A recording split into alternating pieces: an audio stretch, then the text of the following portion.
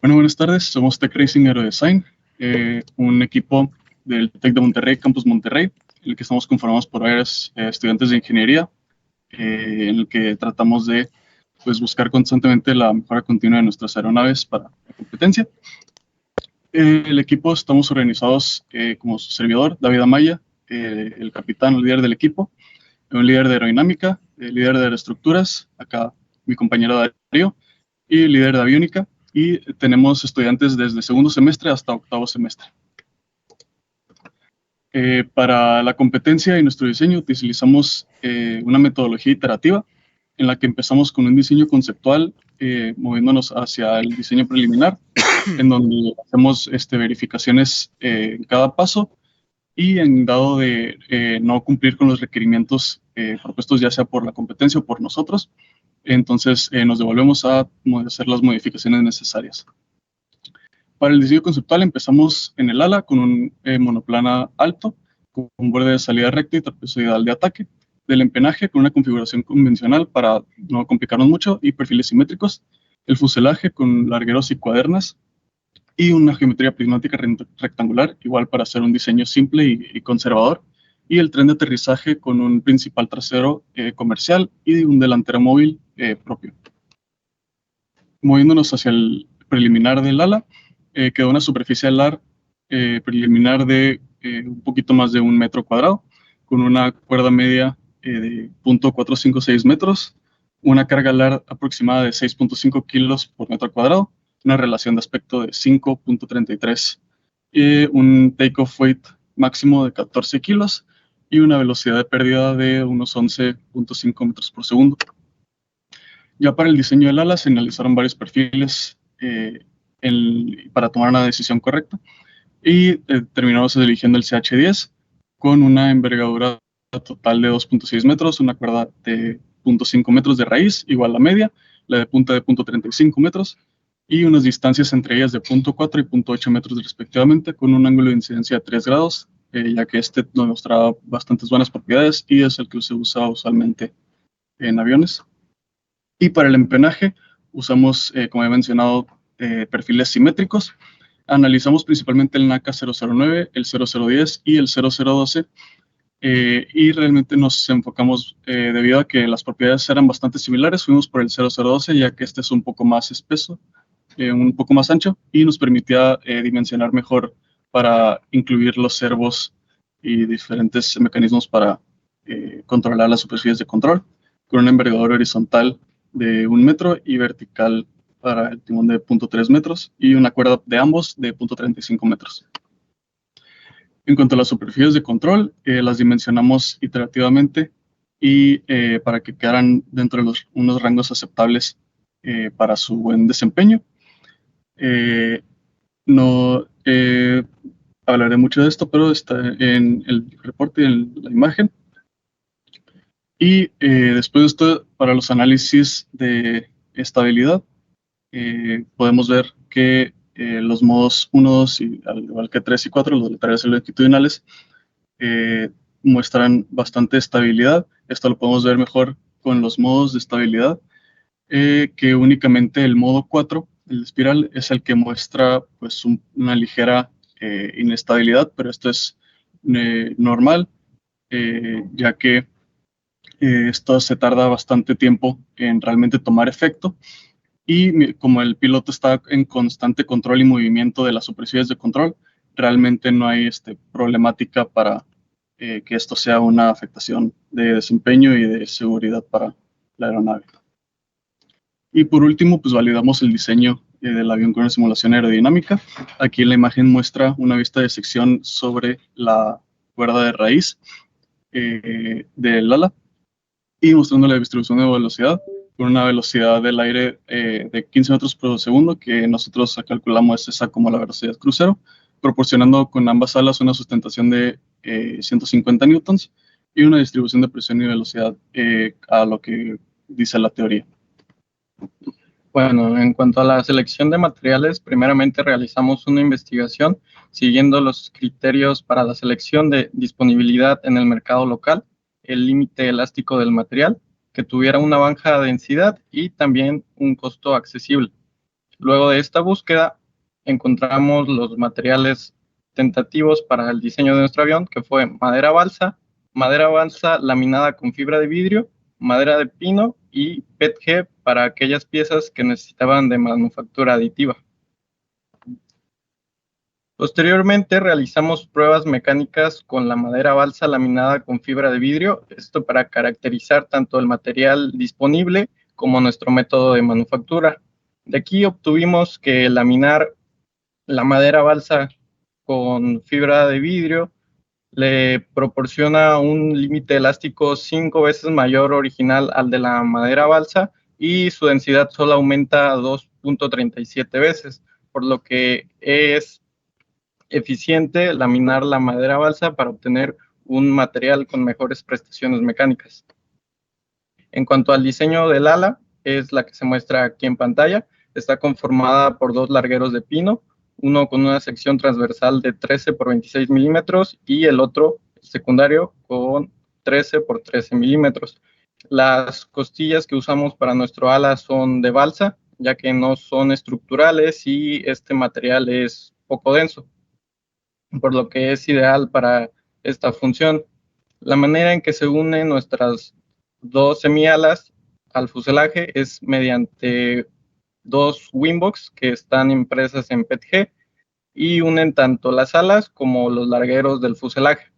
A este diseño le aplicamos un análisis de elemento finito, obteniendo un límite elástico mayor al esfuerzo máximo que se produce en el ala y una deformación de 2.4 centímetros, por lo que consideramos que se valida el diseño de nuestra ala.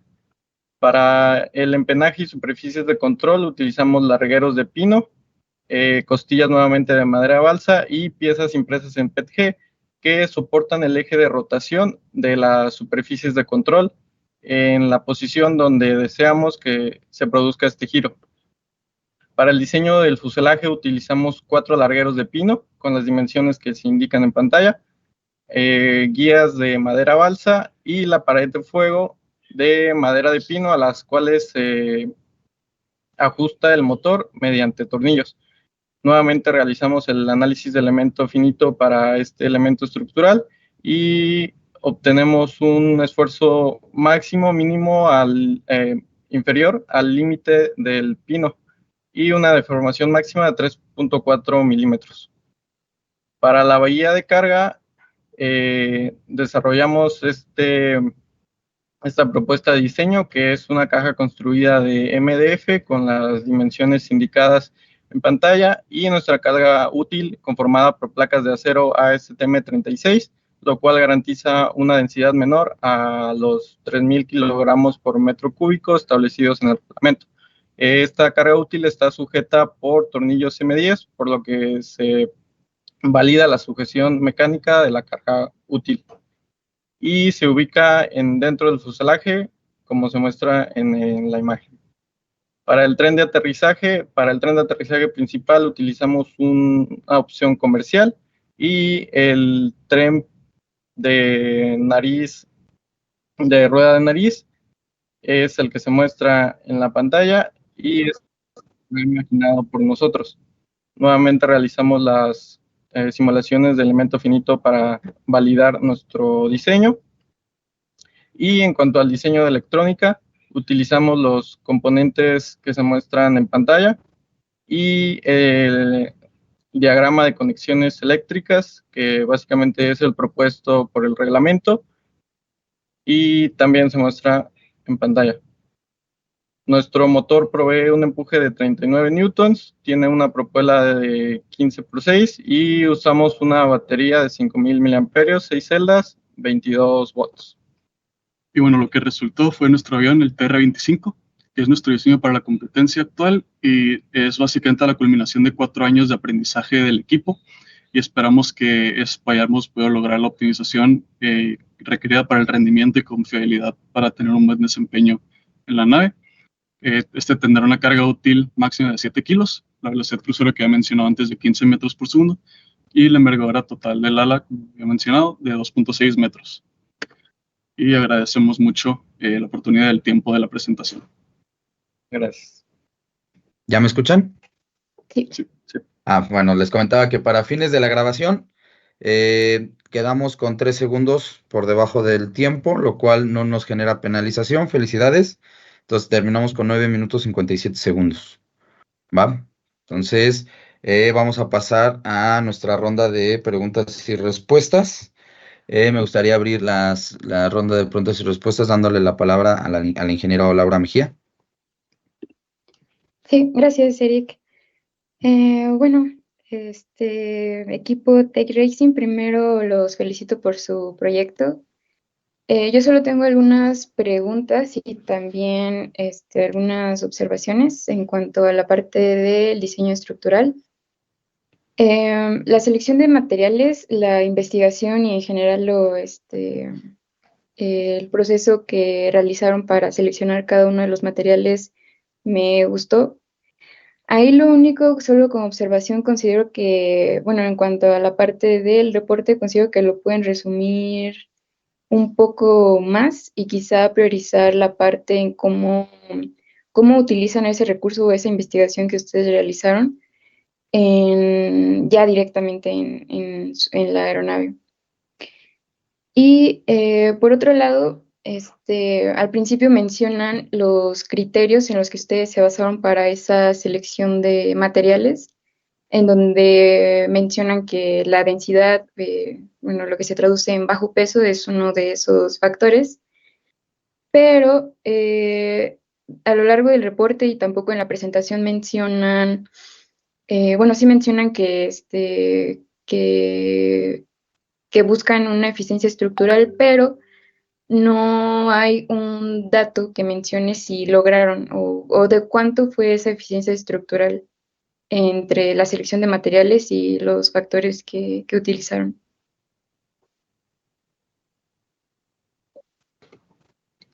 Sí, bueno, de acuerdo a nuestros cálculos y simulaciones, el avión es, como he mencionado, capaz de tener una carga útil de 7 kilogramos y el avión igualmente pesa 7 kilogramos. Entonces tenemos la eficiencia estructural hacia el peso del 100%. Y ahí, bueno, ahorita que mencionas que el avión en peso vacío pesa 7 kilogramos, ¿qué beneficios o qué beneficios se encontraron en utilizar los materiales que utilizaron para, digamos, disminuir el peso de la aeronave? El beneficio del material seleccionado es tanto estructural, ya que en su mayoría está compuesto de madera balsa, lo cual es un material bastante ligero, y además es un material que es muy accesible, tanto económicamente como en cuanto a la disponibilidad. Se puede conseguir de manera bastante rápido. Esto a la hora de manufacturar es de gran ayuda, ya que constantemente en el proceso de manufactura se producen ciertos detalles que te llevan a necesitar adquirir más material porque tal vez una pieza llega a romperse, y tener esta disponibilidad de material te da esa seguridad de que puedes tener cierto margen de error a la hora de la manufactura. Ok, y a partir de eso, ¿ustedes consideran que podrían reducir el peso de la aeronave y mejorar la eficiencia estructural? Sí se podría llegar a reducir el peso, pero aquí ya entramos en conflicto con otro criterio que utilizamos, que es el precio. Si llegamos a utilizar materiales compuestos para largueros, como por ejemplo fibra de carbono, obviamente se reduce el peso estructural, aumenta la eficiencia, pero el costo se nos eleva muchísimo. Por eso consideramos que la elección que hicimos en cuanto a materiales es la óptima para nuestros criterios establecidos. Ok.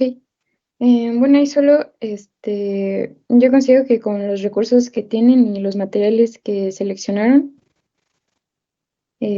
considero que ahí podrían trabajar un poco con la configuración y incluso con con otros temas en cuanto al diseño, digamos, más detallado de cada elemento, como para poder reducir con esos recursos, pero un poco más optimizar la aeronave. Y también, dado que utilizaron estos materiales y que ustedes fabricaron bueno, utilizaron la fibra de vidrio y demás, ¿qué técnicas de manufactura utilizaron y por qué las eligieron? Sí, la técnica de manufactura que utilizamos fue una estructura conocida comúnmente como sándwich, que es muy común en materiales compuestos, que se basa básicamente en tener un núcleo. En este caso, nuestro núcleo fue madera balsa. Posteriormente aplicamos capas de fibra de vidrio y en las pruebas mecánicas justamente probamos las propiedades mecánicas de cada orientación de la fibra de vidrio y de ahí obtuvimos cuál era la mejor para nuestra aeronave, resultando que la mejor configuración era una combinación entre 0 y 90 grados, con 2 capas de fibra por ambos lados y utilizando resina epoxi PP250 para laminar esta fibra de vidrio y se pudiera adherir a madera balsa. Ok, ahí ya solo yo le agregaría o me hubiera gustado ver cómo fue ese proceso de manufactura que realizaron. Alguna técnica en su laboratorio, algo que hayan utilizado como para ver todo el proceso que realizaron para llegar a construir sus escenarios. Y bueno, de mi parte sería todo. Muchas gracias y felicidades. También me gustaría agregar que Ujú. para estas pruebas mecánicas nos guiamos de la norma ASTM D3039, que justamente te rige cómo deben ser la configuración de las probetas para este tipo de materiales y fue a lo que nos basamos básicamente para las pruebas. Gracias. Ok, sí. Muchas gracias, ingeniera. Le cedemos la palabra al ingeniero Edgar Cisneros, por favor. Inge, estás en mute, amigo. Hola, hola. ¿Ya me escuchan? Sí, Sí. Hola, buena tarde. Primero que nada, bienvenidos a Aerodesign 2025. Esperemos que sean clientes frecuentes de la competencia. En general, su proyecto me agradó. Y enseguida comenzamos con las preguntas. Ok, yo les voy a hablar un poco de la parte de la integración del proyecto y de la parte de mecánica de vuelo y desempeño en general, ¿no? Ok, la primera pregunta es enfocada a la autonomía de su aeronave. Ok, en el reporte comentan que su autonomía ronda los 8 minutos. Ok, ¿cómo influye esta autonomía en la estrategia que van a tomar en el mes de abril para las rondas de vuelo? ¿A qué me refiero? ¿Van a usar una batería? ¿Tienen backups de baterías? ¿Cuál es el movimiento conociendo las restricciones, vaya, del campo de vuelo? Sí, pues para esto tenemos 3 baterías idénticas. Entonces esperemos que cada una nos dure pues mínimo una ronda de vuelo cada una. Y después de la ronda de vuelo, usar la batería A, por ejemplo, pues la intercambiaríamos por la batería B, mientras que si es que hay disponibilidad de acceso a corriente eléctrica, tomaríamos el tiempo en 3 rondas para cargar la batería A y después la B, y así sucesivamente, utilizando las baterías disponibles. Estas 3 baterías son las que tenemos actualmente y estamos tratando de conseguir un poco más de fondos antes de la competencia para poder adquirir alguna otra otro repuesto extra. Ok, en un escenario o en el peor escenario donde no tienen acceso a energía eléctrica, ¿están seguros de que su aeronave va a volar las 5 rondas de vuelo que es en el primer día, el día más pesado de vuelos? Tenemos confianza de que con los recursos disponibles podremos, en caso de permitirse volar las 5 rondas de vuelo, poder volarlas. Ok, bien, me agrada su respuesta. Sin embargo, aquí creo que el comentario principal, y esto es en general para la parte de desempeño, me tienen que decir cómo y por qué dicen esos comentarios. ¿A qué me refiero? Si la aeronave tiene esos 8 minutos, eh, es importante poner en números es esa información, ¿ok? Para tener noción de lo que estamos trabajando, ¿de acuerdo? Porque en ocasiones nuestra intuición se ve rebasada o se ve contradicha eh, por los números, ¿no? En ocasiones pasa que tú dices que sí, pero el número te dice que no. Eso es muy importante, que lo tomen en cuenta para toda la parte de su proyecto en general, ¿no? Eh, y la segunda pregunta y los comentarios que surjan, eh, ¿cuál fue el proceso de selección de la hélice que utilizaron en su proyecto? Ok, si mal no entendí, la pregunta fue que cuál fue el proceso de selección de la hélice. Sí, Sí, precisamente.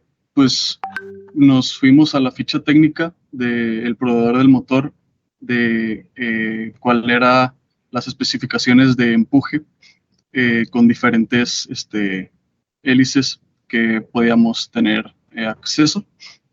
Estas hélices de la ficha técnica son las mismas que las que evaluamos con el proveedor, entonces eso nos garantizaba que los datos se iban a correlacionar correctamente y lo que buscábamos era tener el mayor empuje estando dentro de los límites de potencia establecidos por el reglamento. Entonces, debido a que si utilizábamos alguna propela que tal vez nos daba más empuje, pero necesitaba mayor potencia que sobrepasaba este límite, entonces íbamos a tener que nosotros limitarla y pues dar un valor que realmente no podría estar con mucha certeza. Y realmente también queríamos evitarnos el tener que limitar adicionalmente la potencia, ya que en años anteriores hemos tenido bastantes problemas al hacer esto y se nos han quemado componentes electrónicos, por lo que pues algunas participaciones han sido insatisfactorias.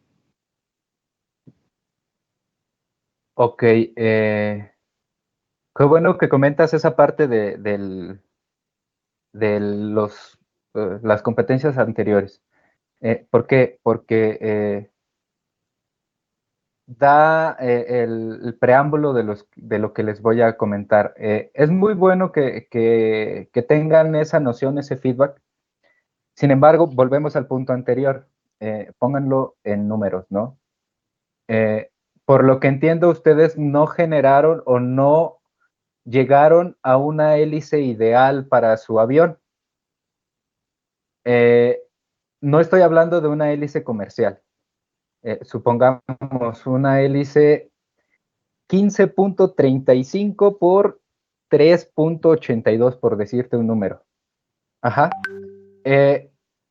Mi sugerencia para reforzar ese punto, que es anterior a lo que comentas, a la respuesta que me diste,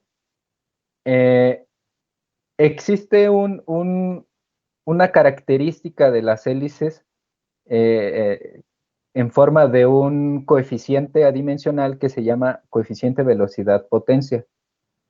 Ok, ese, pues su nombre lo dice, ¿no? Relaciona la potencia que necesitas con la velocidad a la que estás volando.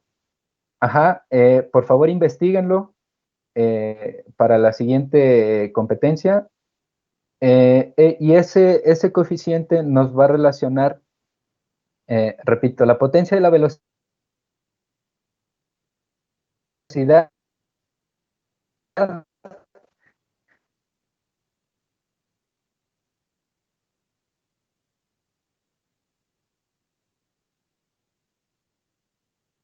ideal para su proyecto. Los datos ustedes van a, a tomar pegada esa hélice ideal en conjunto con su motor. Ok, ese es mi comentario, no quiero darles la respuesta completa, pero tómenlo muy en cuenta. Este video se les va a compartir, entonces no van a tener ahí como el pretexto y pues nos vemos en la pista, chavos. Muy buen proyecto, hasta luego. Gracias por el comentario. Muchas gracias. Perfecto, muchas gracias, Inge. Bueno, pues seguimos con el ingeniero Francisco Arriola, todavía estamos en tiempo. ¿Qué tal? ¿Sí me escuchan? Sí, bastante claro. Va, que va. Bueno, pues las preguntas que hizo mi compañera Laura, que es estructuras, fueron más que suficientes. Yo solamente les quisiera dar un comentario. Mencionan que hicieron las pruebas ASTM de 3039, que sí son las correctas, ¿no? Yo buscaría añadir otra, que es la 3518, ¿no? Que también es importante, pero por favor pónganlas en su reporte, ¿no? Porque a la hora de leer su reporte sí dije, ah, caray, ¿no? ¿Bajo qué condición hicieron esas pruebas? Pues quién sabe, ¿no? Y ahorita que lo ponen, pues tienen toda la validez, ¿no? De respaldadas por la CTM. Entonces pongan esa información en su reporte, por favor. Muchas felicidades, por cierto. Fue uno de los mejorcitos reportes que llegamos a observar en el área de estructuras. Gracias. Muchas gracias. Ok, ¿sería todo, Inge? Sí, por mi parte es todo. Creo que Laura hizo muy buenos comentarios. Perfecto. Bueno, pues primero yo quiero abrir mi participación haciéndoles este reforzamiento de su reporte. La verdad es que tuve la oportunidad yo de ver todos y ustedes están en un muy buen concepto con su reporte. La verdad me gustó. Eh, Me voy un poquito más al change management. Yo llevé toda la parte de integración de proyectos. Sin embargo, tengo varias dudas. Entre ellas es, no veo un análisis de costos. Tuvimos un análisis de costo. Realmente no hicimos un análisis de costos como tal o formal. Más que nada, cuando requeríamos hacer alguna inversión, ya sea de material o de componentes, sí fue un proceso más informal de evaluar cómo estaba el presupuesto actual, el presupuesto proyectado de Ujú. para esta competencia y pues tomar la decisión con base a esos datos que se tenían al momento. Ok, ok, yo ahí entonces les recomiendo que para futuras participaciones sí tengamos esta parte de hacer un análisis de costos, porque cuando nosotros hacemos nuestro business case, hacemos todo y lo proyectamos de tal manera que es de una forma ideal, pero como en los procesos de cualquier motor, ¿no? Está el proceso ideal y está el real. El costo de las cosas, como lo comentan ahorita, lo que se confrontan para adquirir algún tipo de material o algún tipo de producto, algún tipo de servicio inclusive, nos va a llevar a hacer una reingeniería. Y eso es lo que detona mi siguiente pregunta. Con base en en las situaciones que se vieron obligados a modificar, ¿qué reingeniería tuvo su proyecto? O sea, desde que yo conceptualizo el avión hasta que lo entrego, hubo una serie de deltas donde yo tengo que hacer una reingeniería. ¿Cuáles son las reingenierías a nivel estructural, aerodinámica, desempeño? A lo mejor cambiaron motores. ¿Cuáles fueron esos cambios de ingeniería que nos generó el tema de los costos? Principalmente el tema del motor, ya que queríamos adquirir un motor más nuevo, más potente, que nos diera mayor desempeño, pero justo con esto de los costos, el presupuesto, pues no fuimos capaces de irnos con lo que queríamos. Entonces, pues tuvimos que hacer algunos ajustes en el diseño. Sí, igual hablando estructuralmente, la primera idea que tuvimos cuando leímos el reglamento y vimos que la eficiencia estructural era tan importante, lo primero que se nos viene a la mente es fibra de carbono. Es ligero y resiste más que la madera. O ya a la hora de evaluar tanto el costo como la disponibilidad de material y proveedores, nos damos cuenta que teníamos que optar por otras alternativas más accesibles.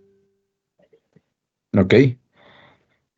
Ok, bueno, como recomendación, hagamos estos análisis de costos, también un análisis de riesgo. Eso nos viene totalmente de la mano. Como ingenieros, a veces nos enfocamos nada más a la parte de la aplicación de fórmulas. Hay que interpretar los datos que nos dan esas fórmulas, y eso nos va a ayudar a aclarar temas como lo que el ingeniero Laura nos está aportando, lo que el ingeniero Edgar nos aportó, lo que el ingeniero Francisco nos aportó, interpretación de datos e interpretación de costos. Todo va de la mano, y el análisis de riesgo al final también nos va a dar una reingeniería.